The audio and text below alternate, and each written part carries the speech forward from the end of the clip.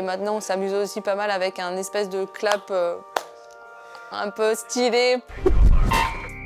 Le jour J d'une compétition, dès le réveil, en fait, je me mets déjà dans ma bulle. Pas besoin d'être concentrée. Ça peut passer par de la musique. J'ai ma période Ed Sheeran.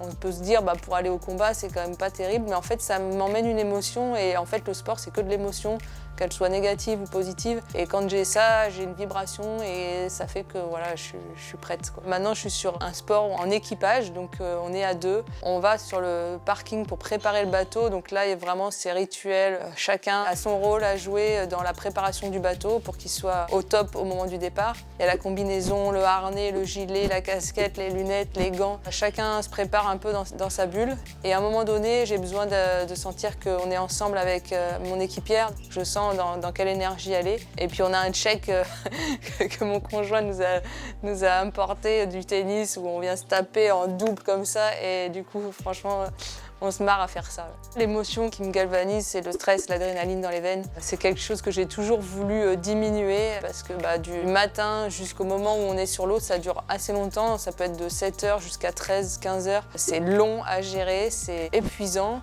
Et en fait, un jour, j'ai rencontré un nouveau préparateur mental qui m'a démontré par A plus B que plus j'avais de stress et plus c'était bon pour ma performance.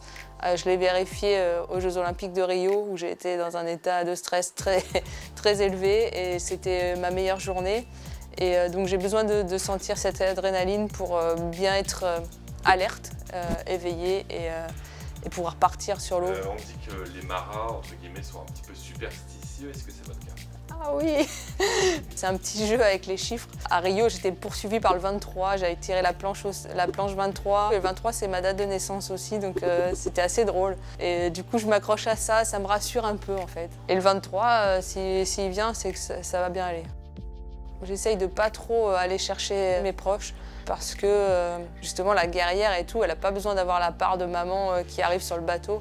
Il faut que ça soit la compétitrice à 100%. Maintenant, j'ai vraiment besoin d'avoir mon petit message du matin.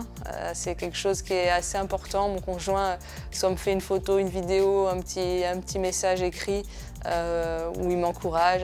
Des fois, c'est ma fille Lou qui fait le petit message, mais j'aime bien l'avoir. Ça me manque si je ne l'ai pas. Ouais. Avant chaque compétition, il y a aussi quelque chose qui est important pour moi, c'est de ne pas avoir oublié mon bracelet que m'a préparé ma fille, voilà, pour garder le lien. Et même si on est loin physiquement, on est ensemble au niveau des émotions et du cœur. C'est elle qui me l'a fait et j'en ai fait un, du coup on a le même. Évidemment, j'ai choisi les couleurs bleu, blanc, rouge.